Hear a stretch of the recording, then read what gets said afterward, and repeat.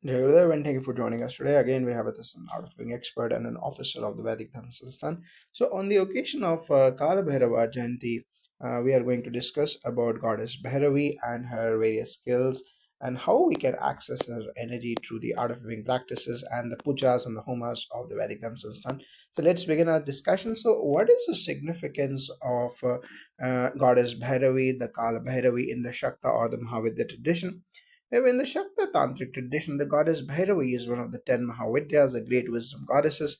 According to scholarship, she is described as the fifth, or in some traditions, the fourth Mahavidya.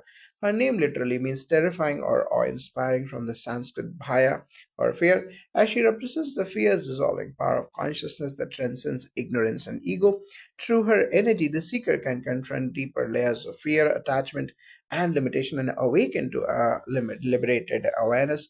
From the art of living perspective, I would add that this goddess figure is not to be misunderstood as simply a fearsome deity to be feared, but rather as a living symbol of the inner transformation that takes place when one allows consciousness to confront what is hidden. In Gurudev's teachings, we often speak of the inner goddess or the inner feminine, which carries subtle receptivity, grace, and strength. Bhairavi reminds us that the feminine is not only nurturing but also incredibly potent, able to cut through ignorance, bring clarity, and anchor awakened presence.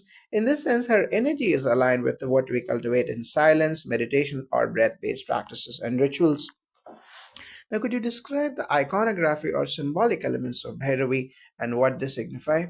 The traditional sources describe Bhairavi as wearing red garments, sometimes garlanded with severed heads with a skull cap or kapala, holding weapons like a sword, a trishula, or trident, and sometimes a noose.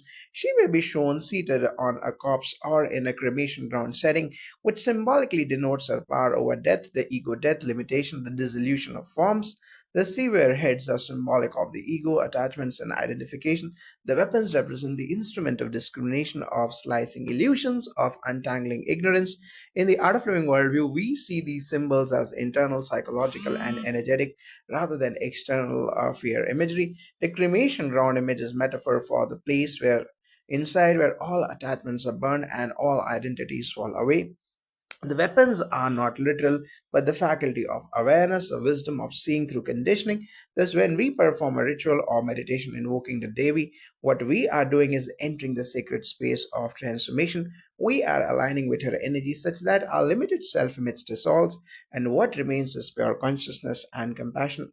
Now, how do the rituals like the Devi Pujas, the homas or the fire sacrifices, and recitations such as Durga Saptasati facilitate access to the goddess's energy? There, the rituals provide a structure, a container for subtle energy to move. In the case of Devi Puja and the Devi Homas, the combination of mantra chanting, the sankalpa or the intention, and the sacred fire or offerings of the Homa Samagri and focused presence creates an environment where the powerful feminine energy can be invoked. For example, the ritual may invoke the Devi's name, her mantra, and her attributes. The fire becomes the purifier and the pivot of transformation. The recitation of texts such as the Durga Saptasati, also known as the Chante Part, recounts the deeds of the goddess, her battle with demons, her protection of devotees, her embodiment of universal power. Through listening or reciting, the devotee aligns with her story, which is a mirror of the inner battle between ignorance and truth. To complement that, in the art of living context, we emphasize the inner dimension of such rituals. We say, when you participate, you are not simply a spectator, you are aligning with your inner system, with the sacred rhythm of the Devi. The Homa, for instance, is seen as an offering of one's thoughts, emotions, and subtle tensions to the sacred fire. The vibrations of the mantras, along with the sankalpa you take, open the door for the inner feminine energy or Shakti to flow. In the Navratri celebrations at our Bengaluru center, for example, you see this fusion of outer ritual or Homa or Parayana with the inner silence and meditation. Now, why is the role of Sankalpa so important in these rituals? In the art of living teaching, we often emphasize that the outer ritual is only as powerful as the inner intention. That intention is a sankalpa derived from the satkalpa, meaning the true resolve or imagination. During a homa or a puja, we bring the mind from the vastness of time and space into the here now moment, focusing the consciousness. The sankalpa acts as the magnifying glass for one's inner potential. With a clear sankalpa, you establish your willingness. I open myself to the Devi's energy. I surrender the limited self. I allow transmission. Without this, the ritual may become external and mechanical. From the Vedic Sansan perspective too, the Sankalpa is the root of the process. A traditional manuals say that The puja is Purnat Jayate Iti Puja, that which is born of fullness. The ritual begins with Sankalpa, which brings in the resolve, the heartfelt wish, the orientation of the devotee. Then the mantras and the fire carry that Sankalpa into the subtle realms. In devotional terms, one might say, here I stand as a seeker with heart open. I surrender to the divine feminine that opens the flow. Now, how does the goddess Bhairavi's energy differ or align with other goddess forms such as the Durga, the Lalita, or the Tripura Sundari? Bhairavi is distinct in her fierce transformative aspect, while goddesses like Durga represent protection, victory over outer demons, and Lalita or Tripura Sundari represent grace, beauty, subtle consciousness. Bhairavi is more about dissolution of ego, cutting through deep ignorance, taking the seeker beyond known forms. For example, sources say Bhairavi governs the five senses, the latent energies, the dissolution of limitations. She stands at a more radical threshold.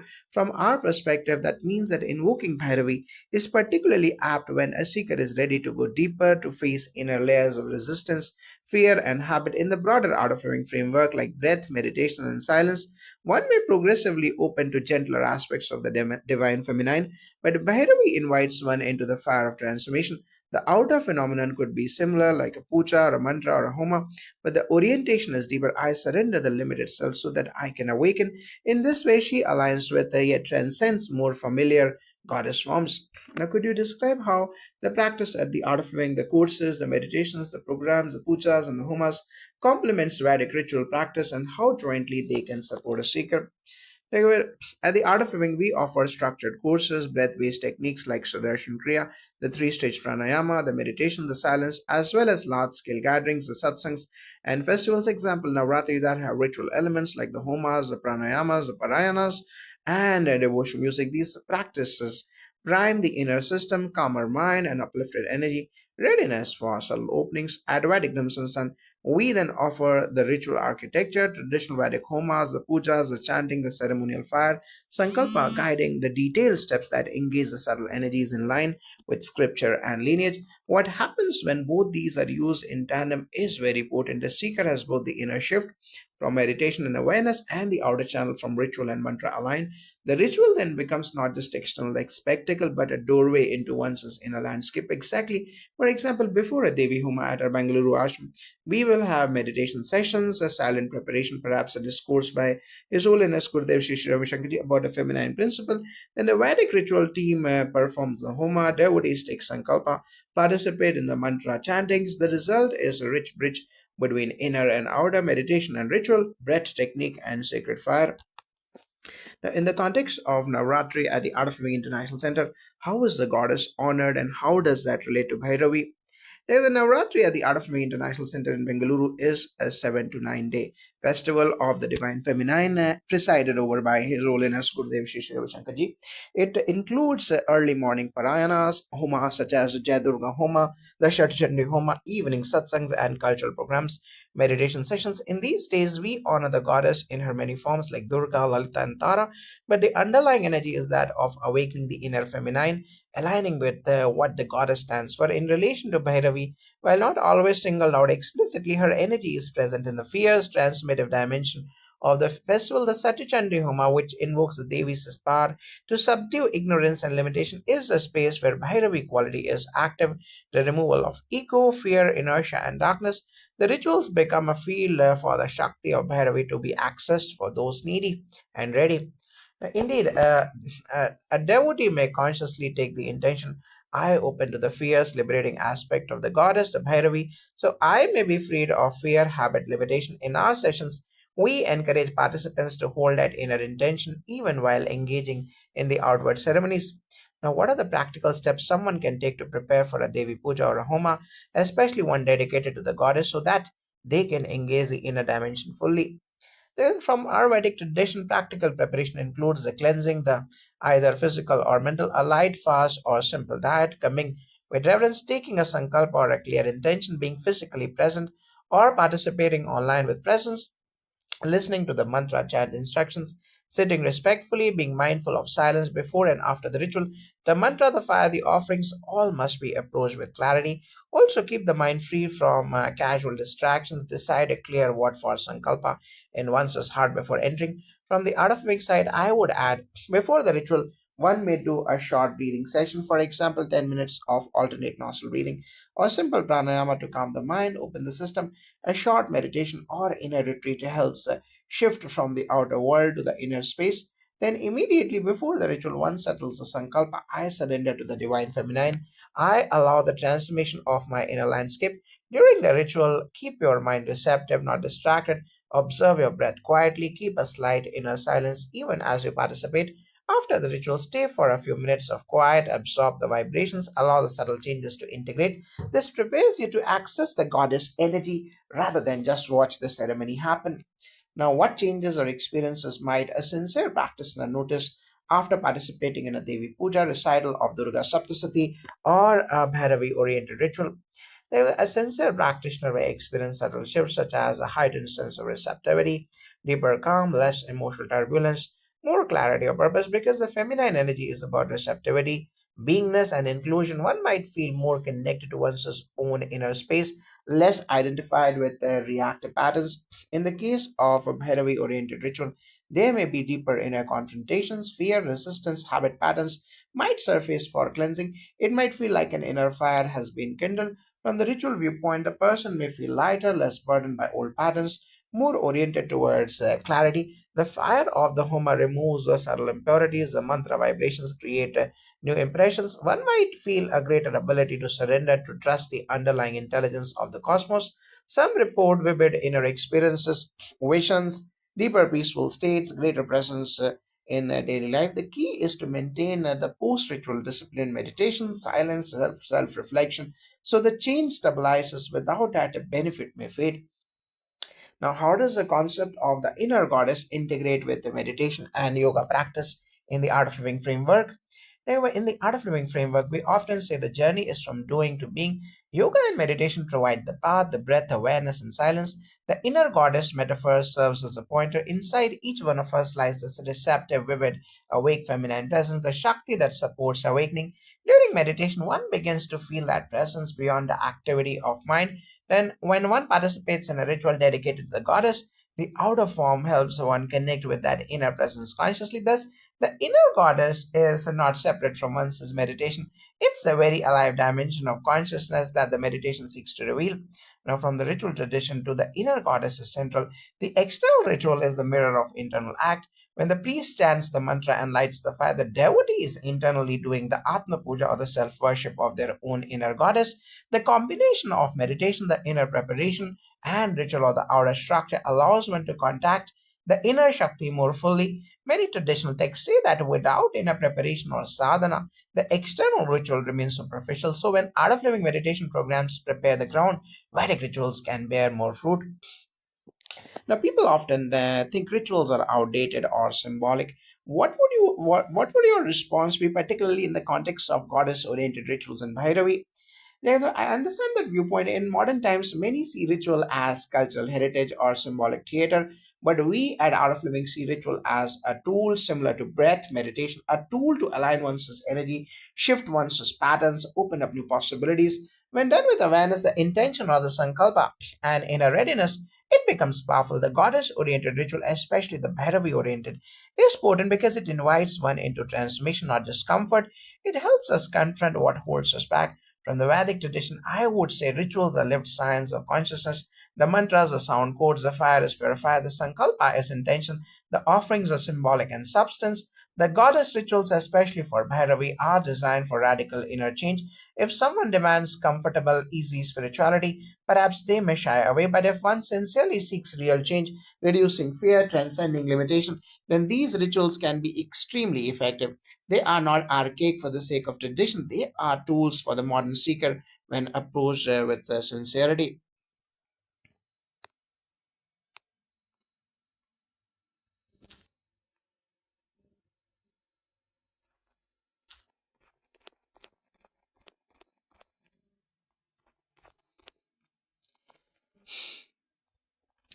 Now, could you explain how the goddess Bhairavi is connected to the concept of Kundalini or awakening of subtle energy? Yes, according to the Mahavidya tradition, Bhairavi is associated with the awakening of the inner latent energy or Kundalini. In one article, it says that she is the goddess of the conscious self. The Bhairavi controls the human behavior, thinking, and personality traits. Another source mentions that she governs the five senses and the Tan mantras. When the Kundalini awakens and moves upward, one confronts the inner fire of transmission. Bhairavi is the presiding feminine power overseeing that transmission. In the Art of Living programs, while we may not always use the exact terminology of Mahavidya, we do work with the subtle energy system of breath, the chakras, and the awareness. A seeker who meditates deeply begins to feel subtle currents. The invitation of Bhairavi corresponds to that deeper threshold. I open to the inner fire. I let the latent energy awaken. I let go fall away, ego fall away. The external ritual simply helps align the inner system to support this. So, in practical terms, a practitioner of our advanced courses may say, after this puja or homa, I feel my internal energy field shift. A clarity arises, a greater awareness of presence. That is the functional result of aligning with the goddess energy. Now, Jagadish, so how do you view the fear in spiritual practice, and how does Bhairavi's fear some aspect relate to spiritual evolution? Jagadish, in our teaching, we regard fear not as something to be suppressed casually, but as a signal. It points to where we are not free yet. The inner work is to turn towards fear, observe it, allow it to dissolve. Bhairavi's symbolism as a terrifying or awe-inspiring from the etymology of her name means that she invites us to confront deep fear and transcend it. She reminds us that the path of transformation is not always comfortable. There may be inner death, changes, or dismantlings. The Vedic and Tantric texts say that the goddess of destruction is also the goddess of creation. She destroys ignorance so that awakening takes place. So Bhairavi's fiery, fearless aspect is not malevolent towards the seeker, but is fiercely compassionate. She catalyzes evolution. When participating in a ritual dedicated to her, one may indeed face resistance, old conditioning, fear, but the guidance and the right help one to move through. Hence, one of the steps in preparation is to cultivate openness, surrender, and clarity of intention. Now, what role does mantra chanting in the homa or a puja play, especially when dedicated to the goddess? Like the mantras are sound codes. Traditional sources say that ancient rishis discovered which sound created which effect on consciousness and brain. When we invoke the goddess via mantras, the sound waves purify, uplift, align the subtle energy fields. In a homa or a puja for a goddess such as Bhairavi, specific mantras, for example, Om Bhairavai Namah, etc., may be used to call her energy to create the vibrational field. To align the seeker's system, the fire becomes a field where the mantra vibration and the sankalpa coalesce and effect change. In the art of living context, we emphasize consciousness around the mantra. As you listen, you join. As you repeat, you feel. The mantra becomes a bridge between your outer mind and your inner being. So when you participate in a Devi chanting or a Homa and you hear those mantras, you are effectively entering into the field of the goddess. Your subtle systems begins to resonate. Combined with meditation and breath awareness, the impact is much deeper. One might experience calmness, clarity, subtle opening of heart, or even inner shifts of energy. Now, in what way is attending a group ritual or a home or a puja more powerful than doing something alone at home? Group rituals amplify the energy because of collective vibration. When many participants come together with the same intention or sankalpa, the field becomes stronger, more charged. At Art of Living's Bangalore Center and Ashram, large gatherings during Navratri or other special rituals create a powerful uplift. The external ritual plus the inner meditation of many people acts synergistically. From the Vedic tradition to attending a homa in a temple or a ashram setting ensures that the environment is prepared, the ritual is correctly done by trained priests, and the subtle energy is channeled in a way that individual home practice may find difficult to replicate. The fire is maintained, the mantras are chanted in sequence, the sankalpa is collectively held. That said, home practice is available, but the full potency of goddess homam is often realized in the collective field. One could say the difference is like doing a solo meditation versus meditating in a retreat with hundreds of practitioners. The field lifts. Now, for someone who is new to the goddess tradition and perhaps has a background in Art of Living's meditation programs, how would you suggest they approach a Bhairavi oriented ritual? I would suggest starting with the foundation regular meditation, breath awareness, quietude. When you feel comfortable with silence and awareness, approach the goddess ritual with curiosity and openness. Before the ritual, take a few deep breaths, stabilize yourself, set the sankalpa, then participate with full attention. Watch your inner experience. Don't just look at the outer ceremony. After the ritual, stay in silence for a little while. Reflect on any thoughts or feelings or sensations. Yes, and in addition, ask questions of the ritual team. What is the mantra? What is the intention of this particular homa? How should one hold the mind during the puja? And what are the post ritual steps such as meditation, silence, and offering service? Be humble and respectful. If possible, attend a ritual supervised by a qualified priest. Let your experience be more about connection than decor. The deity is inside you. The outer ritual points to the inner reality. So view it as an invitation or a spectacle. Now, could you specify any particular phrase, a mantra, or devotional invocation used for Bhairavi or goddess rituals and how one can internally relate to it? One of the mantras for Bhairavi is Om Bhairavai Namaha. Another source mentions the Om Hrim Bhairavai Swaha. In the ritual context, this would be chanted by the priests and participants. Internally, the devotee may hold the meaning I bow to the aspect of the divine feminine that dissolves ignorance, that awakens the latent consciousness, that purifies the senses, that frees me. When one hears or repeats such a mantra, one might internally feel a shift as if the mantra is the key that unlocks a door. So you present yourself, here I am, I offer my inner self. Awaken in me the divine feminine strength, the clarity and presence. The mantra becomes your conversation with the goddess. Even if you only listen, your consciousness aligns with the vibration. After the ritual, reflect compared to before I entered. Am I more open? Am I experiencing more subtle silence, more heart space, less inner resistance? This helps you internalize the invocation. Now, how does one integrate the effect of a Devi Homa or ritual into everyday life? The integration is key. If the experience ends when the ceremony ends, much of the potent is lost. After the ritual, a practitioner should adopt a small daily disciplines, 10 to 15 minutes of silence, breath awareness, perhaps a short meditation on the goddess, example, visualizing her light or presence. Also, reflect on the sankalpa you took, what internal shifts have occurred, how am I allowing the feminine energy to manifest in my day to day. Practically, it might show up as great compassion, less reactivity, more inner calm, clearer decisions. From the Vedic side, we emphasize repeating or reinforcing the mantra, continuing self sacrifice of the karma yoga and seva or selfless service. In other words, the outer ritual leads into inner sadhana and outer life change. One may continue to chant the mantra at intervals, maintain awareness of one's intention, and keep the inner transformation alive by being attentive to patterns of mind and heart. The external ritual creates a threshold event, the daily discipline makes it a territory of being. Now, could you share an anecdotal experience without personal names of someone who took part in a Devi Homa and found transformation in their life?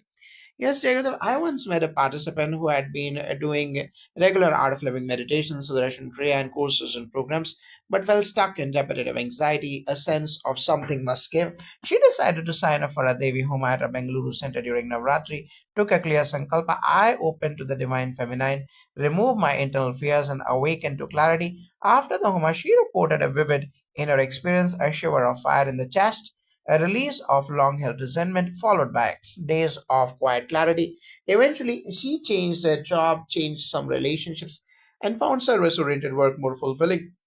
The ritual acted as a turning point. Similarly, I remember a devotee who approached a VDS organized goddess puja with a personal challenge, chronic fear of failure, and procrastination. During the ritual, his mind kept shifting between anxiety and peace. After the puja, he reported that the fear didn't vanish immediately but became just another thought, less alive. Over the next weeks, he stepped into action with more confidence. He said he felt as though the goddess had given him a seat within and he now carried that support. Such stories illustrate that the ritual, when done with openness, has a real life impact.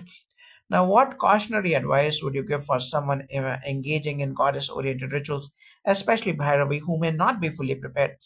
That's a good question because Bhairavi's energy is intense. One must approach with respect, sincerity, and ideally under guidance. If someone engages superficially, just for spectacle, or without inner openness, they may feel confusion or inner turbulence because the energy calls for inner readiness. One should not treat it as magic or instant fix. Also, after the ritual, there must be discipline, silence, reflection, meditation, wholesome daily conduct. Without integration, the energy may wane. I would add make sure your lifestyle supports the inner shift. Good rest, simple diet, moderate habits, maintain humility and service orientation. Do not expect dramatic supernatural experiences. Instead, expect a subtle deepening. And if a heavy feelings or fears arise, recognize them as part of the cleansing process. In our programs, we emphasize that the outer form of ritual is only meaningful when matched by inner readiness and post practice discipline. Engage with heart, not just curiosity. Now, how does the concept of Shakti, the divine feminine power, fit into the overall spiritual path in the Art of Living framework and Vedic rituals?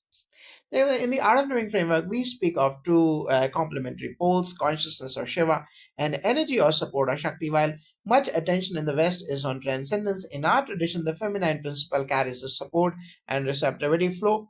Meditation opens the Shiva space, the goddess invites the Shakti peace. When Shakti is awakened in a purified system, the seeker can live fully, not just withdraw. The Shakti is a foundation in Vedic and Tantric traditions. Shakti is the dynamic, creative, sustaining force of the universe. Goddess rituals honor Shakti. When we perform a Devi Puja or a Homa, we are consciously aligning with the Shakti force, her presence, her support, her transformative power. In the Mahavidya tradition, the goddess, including Bhairavi, represent different facets of Shakti. Thus, the ritual path is about awakening and harmonizing Shakti within the seeker, enabling one to engage life with strength, clarity, compassion, and wisdom. Now, what is the role of silence and meditation following a goddess ritual? Silence and meditation after a ritual are absolutely essential.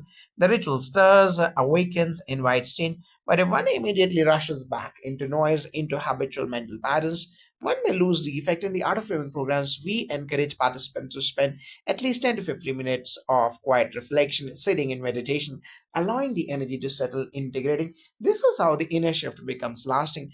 Ritual texts or practices often include the prana prapta or the absorption of the subtle energy. The fire in the mantra create the field, silence is where you absorb it. Without it, the ritual may remain external. Therefore, after a Devi Homa, we ask participants to sit quietly, refrain from heavy talking, do gentle meditation, perhaps a simple breathing exercise, and then engage in seva or self-service. This ensures that the goddess's energy does not just flicker but settles in your inner system, your mind-heart continuum.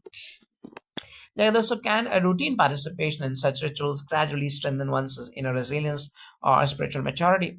Neither absolutely in Vedic ritual science we say that regular participation builds the sadhana vritti, the attitude of discipline, receptivity, and surrender.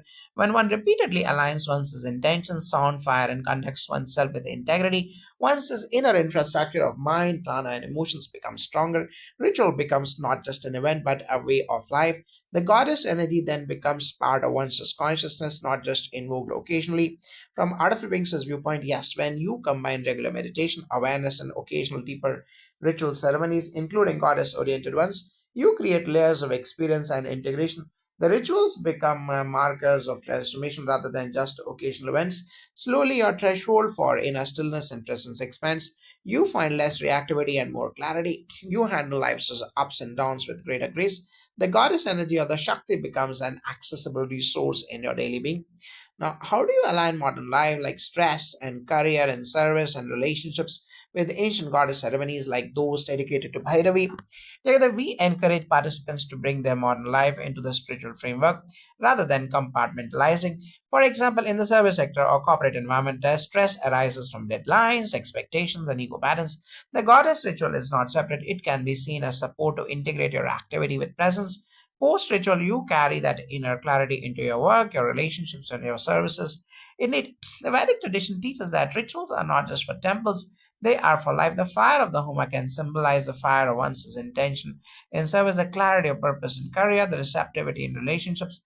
A practitioner might say, I did the Devi Puja, I offered my inner limitation, I offered my work, my relationships, my service in the light of that inner shift. That makes spirituality live in modern life. Wherever spheres clarity helps one deal with modern stress, ego forces, fragmentation by anchoring in deeper truth. Now, in terms of timing, are there special occasions astrologically, ritually particularly suited for goddess oriented homas or pujas? Neither yes, traditional Shakta and Vedic calendars identify certain times as particularly powerful. Example, Navratri, the 9 nights of the goddess, the Mahalaya and the Amavasya or the new moon, full moon, important lunar days, and certain seasonal transitions. The Vedic Dhamsansan calendar lists upcoming Homas, example, the Durga Homa at the Bangalore Ashram. These times are considered conducive because natural subtle energy fields are more receptive. At the Art of Living, we align our celebrations accordingly. For example, the Navratri, when a group of seekers come together at such times with meditation, homa, parayanams, and the energy and the synergy is greater. For someone doing a goddess oriented ritual, choosing such a time enhances the effect, though one may also do it individually with sincerity at any upright time. The key is readiness, clarity of intention, and alignment. Now, how does the sacred text of Durga Saptasati tie into goddess invocation and transformation, particularly in relation to Bhairavi's energy? Yeah, the Durga Saptasati, also called a Chandi part, is a key text in which the goddess is depicted in her many forms of Durga, Chamunda, etc., battling demons, establishing cosmic order. In its narrative, one finds the deeper symbolism of the feminine power overcoming ignorance, fear, and ego. The Bhairavi's aspects like fears, transformative, are essentially integrated into the goddess forms in this text. By reciting or listening to the Durga Saptasati, one aligns with the pattern of transformation. Indeed, some short articles mention that Bhairavi is represented in the Durga Saptasati example as and in practice, we at the Art of Living use the Parayanam, the recitation of this text during Navratri. The participants may feel the energy shifts. So for someone connected to Bhairavi energy, the text offers symbolic pathways. The demons are inner patterns, the battlefield is the mind. The victory is awakening. By reciting or listening, participants are not just telling a myth, they are aligning their inner system to their mythic pattern. This is why recitation plus ritual plus meditation becomes powerful. Now, what would you say is the essence of connecting to the goddess Bhairavi in one sentence? Then the essence is allow the fierce, purifying, and liberating feminine consciousness to dissolve your ignorance so you may awaken to your true inner nature. I would say open the heart to the subtle, potent, compassionate feminine support that stands behind all awakening, the goddess within, and let her guide you beyond fear into presence. Now, do you find that the modern seekers, especially the young professionals, the service sector individuals, respond differently to goddess rituals than older generations? Yes, I know many young professionals are drawn to meditation, the yoga, the well being, and mindfulness. They are less familiar with the ritual or goddess imagery. Some feel hesitant or wary of fierce goddesses. But if the meaning is well explained that this is not superstition but a living symbol of inner transformation, then they respond deeply because service sector demands stress, fragmentation. These seekers often benefit from rituals that bring clarity, grounding, and connection to a greater whole. I can get the key is language and explanation. When one explains goddess ritual in terms of subtle energy, presence, and inner clarity, and integrates it with modern life, demands, the stress, the work, the service, and the purpose, then modern seekers embraces there is still some cultural gap. Some feel uncomfortable with weapons, the skull imagery, cremation ground symbolism of Bhairavi. So we emphasize the interpretation. These are symbolic. With proper guidance, the rituals become very relevant for the professional individual seeking balance, transformation, and deeper meaning. So, how do you ensure that the ritual traditions remain respectful, inclusive, and aligned with modern sensibilities while preserving their potency? At the Vedic Dhamma we insist on training priests, the clear explanations to participants, accessible language, transparent processes. We educate participants in the meaning of mantras, the fire, the sankalpa without unnecessary secrecy. At the same time, we preserve the ritual integrity, correct sequence, purity of intention, proper fire and mantras and samagri. This balance ensures relevance and depth.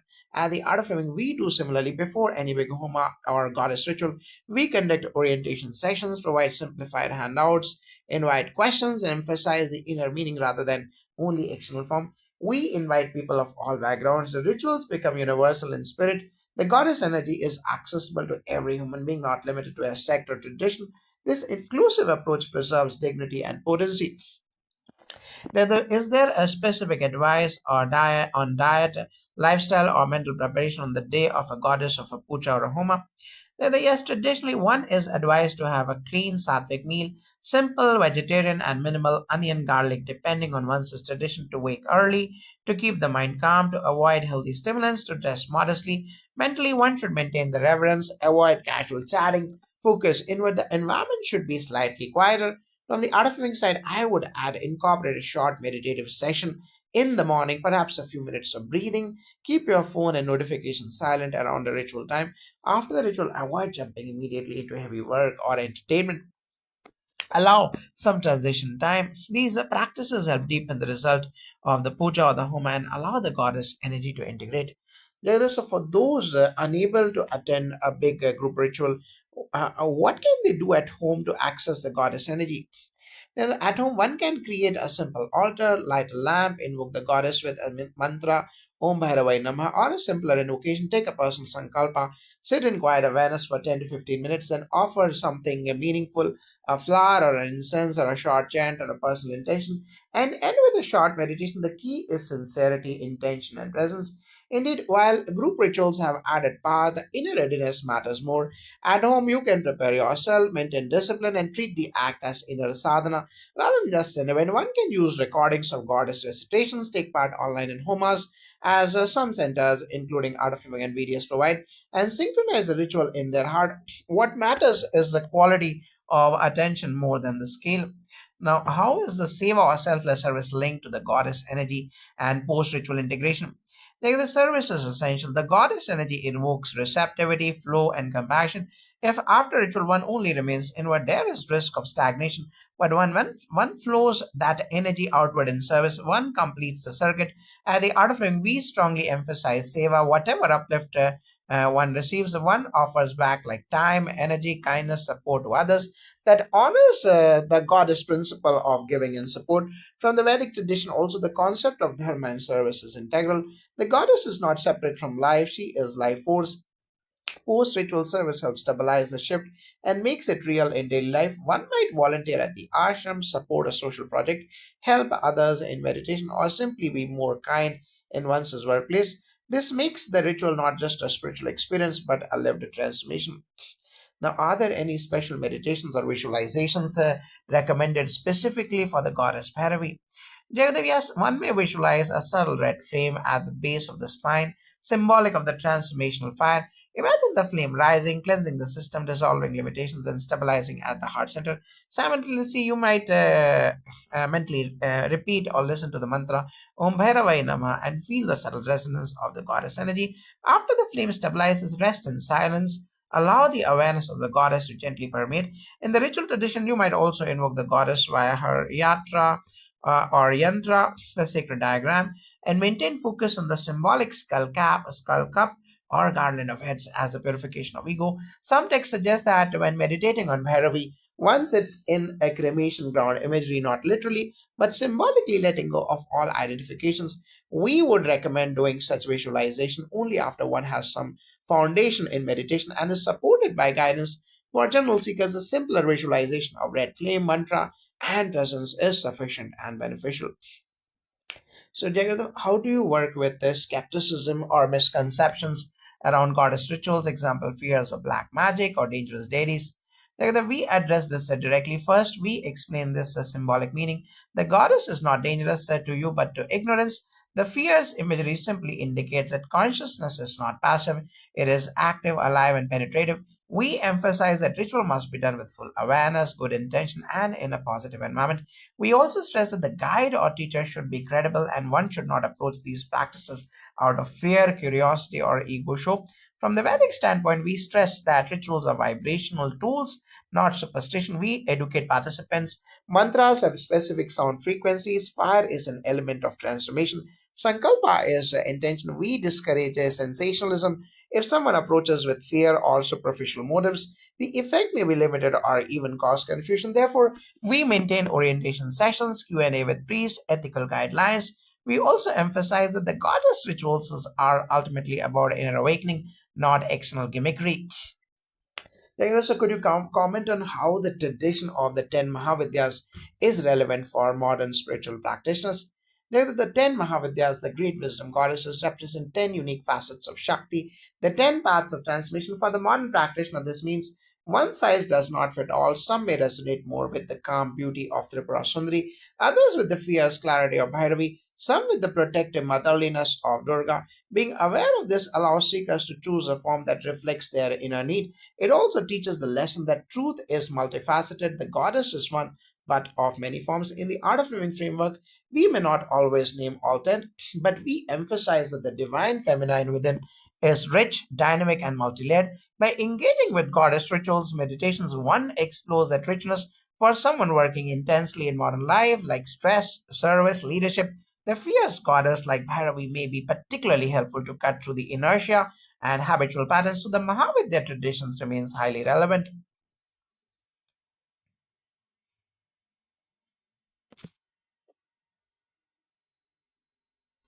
Now, how do you measure the success of a goddess homa or ritual, and what indicators do you look for?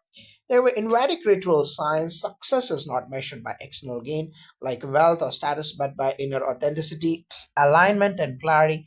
Indicators include after the ritual, the devotee feels a calm heart, clarity in mind, release of old burdens, willingness to act from higher principle.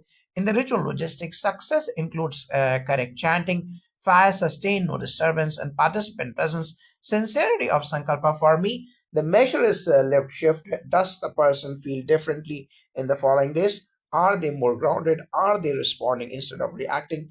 Are they more open? When a participant reports that distances within themselves are shortened, the gap between thought and silence reduced, that is a big indicator. Ritual is a catalyst. The success lies in how the catalyst triggers the practitioner's ongoing inner journey. So, Jagat, what role does community or sangha play when engaging in goddess-oriented rituals and their integration?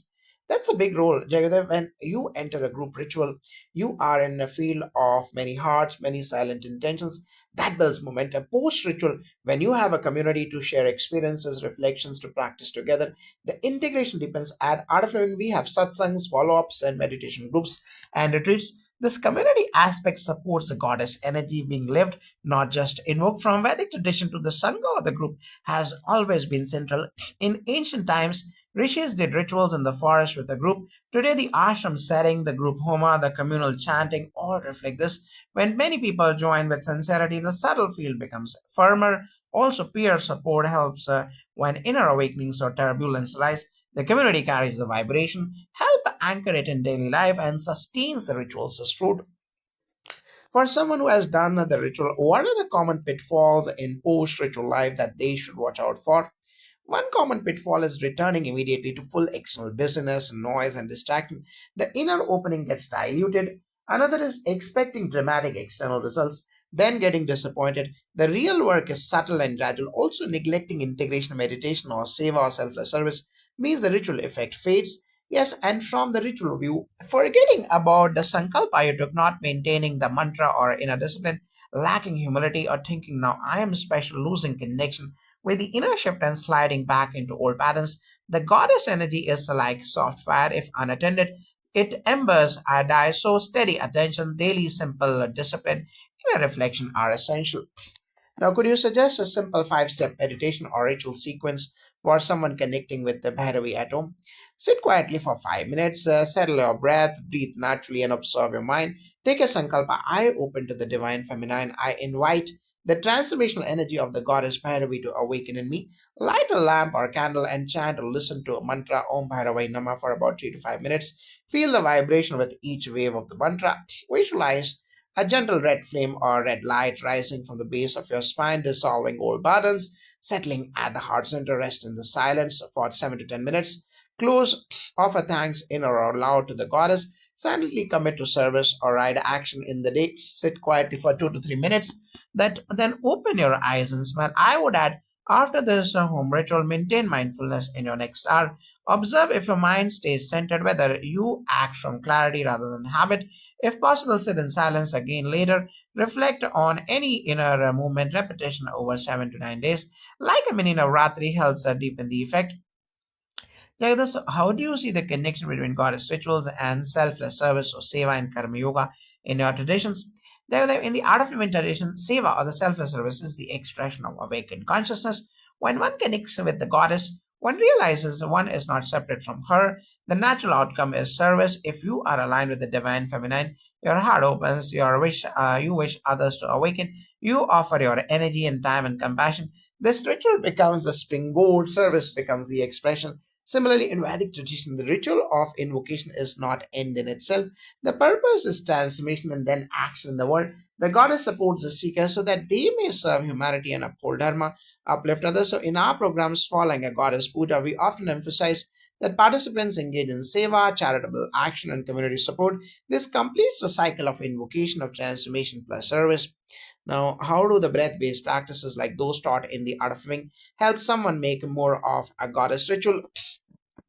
Now, the breath is a powerful tool to stabilize the nervous system, open subtle channels, center the mind. When you enter a ritual in a calmer state, your capacity to receive the subtle feel is greater. So we might start with a short pranayama, example three-stage pranayama or alternate nostril breathing, reduce mental noise and increase presence. Then you enter the ritual space more alert, receptive, and the goddess energy can flow more freely.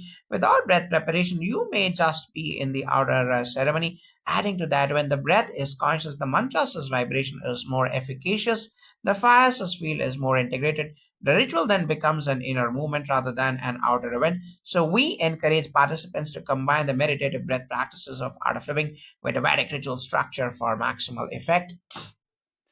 How is the notion of letting go important during a goddess ritual like one for Bhairavi?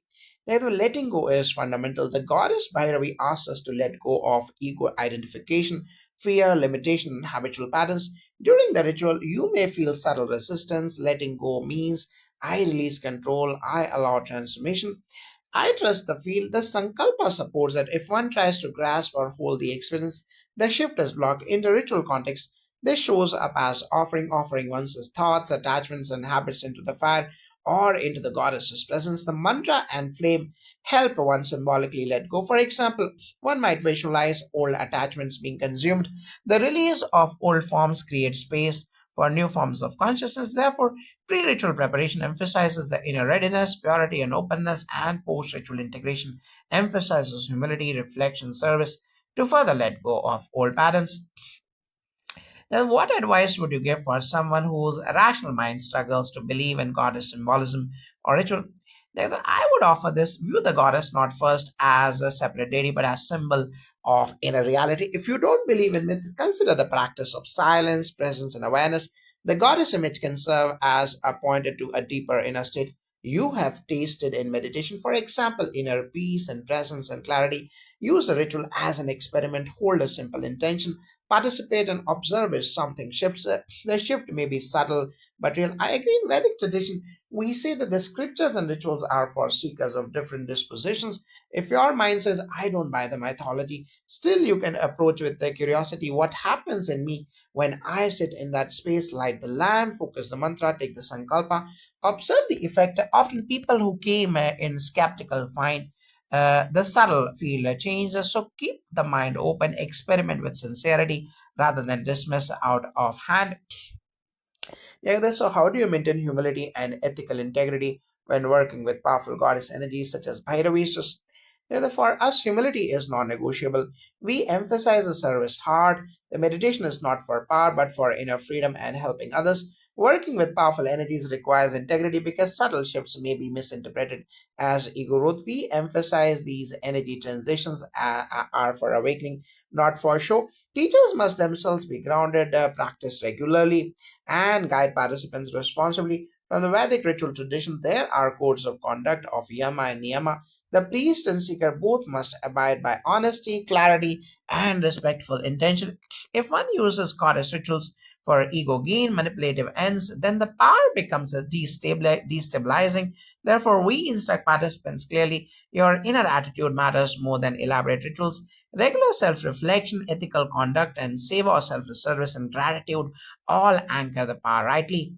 So, Jagadev, so could you elaborate on any advanced practices or homas or the pujas specifically dedicated to Bhairavi or the Mahavidyas that serious practitioners may undertake?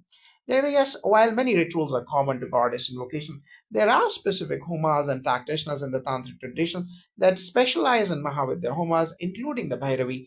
These may include specialized mantra sadhanas, yantra meditation, advanced fire rites guided by experienced sadhaks or gurus. They may involve austerities, silence, and specific offerings. Time courses of several days. The point is to awaken directly the deeper Shakti in a systematic way.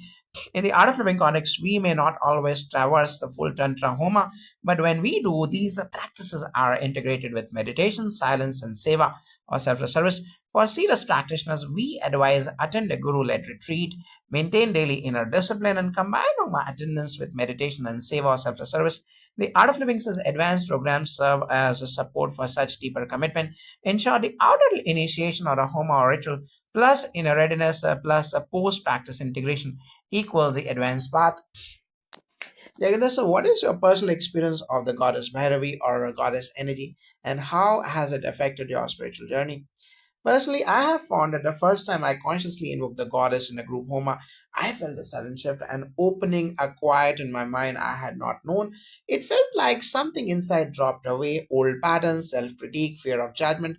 After that, my meditation deepened and my service path gained more clarity. I realized I was not just practicing for myself but for others. The goddess energy for me became my inner compass toward clarity, compassion, and presence. For me, working in ritual with the goddess tradition has taught humility, patience, and reverence. One day during a Bhairavi oriented ritual, I observed how some participants experienced tears of release, others deep silence, some just lightness. It reminded me powerfully that the divine feminine is alive and present. That experience shaped how I guide others. The ritual is a sacred space, open, alive, not static. It deepened my commitment to seva or selfless service, to supporting others in their inner journey, not just performing the rites.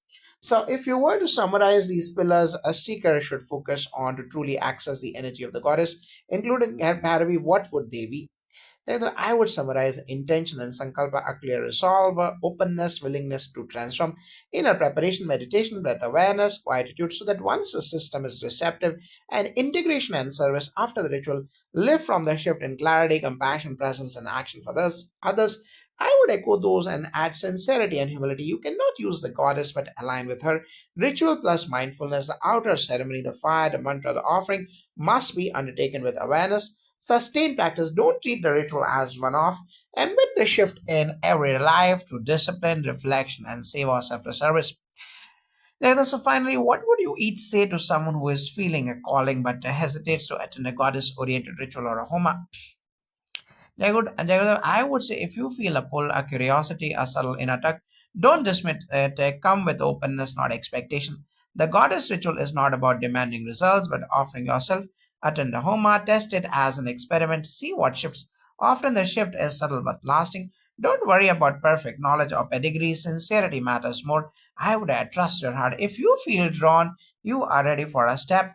Just prepare a clear sankalpa, attend a conducted ritual such as those at the Art of Living or Vedic Sansthan. Sit quietly afterwards. Give yourself the gift of this opening. The goddess is not external, she is your support, your evolution, your clarity. The first step is willingness, everything else flows. Now, is there anything else you would like to share about the power and relevance of goddess rituals in the modern age, especially for seekers inclined towards awareness, service, and transmission? Further, I would like to emphasize that in the modern age, many of us are seeking depth, meaning, purpose beyond the superficial. Goddess rituals may appear ancient, but their essence is timeless transformation, presence, awakening, and seva or self service. When done consciously, they are a tremendous support. They help us bridge the gap between inner silence and outer action. In our time of rapid change, stress, and fragmentation, aligning with the awakened, the feminine energy gives balance, clarity, compassion, and strength. I would like to stress this: the rituals are not relics. If you approach them with sincerity, they are alive and potent. The goddess tradition carries a kind of current of empowerment. You are not a passive worshiper. You are a co-participant in your own evolution. Whether you participate in a big homa at an ashram or a simple invocation at home, the key is your openness, your integrity, and your service. The goddess is waiting to awaken in you. Use the tool, walk the path, and serve the world, Jayudev.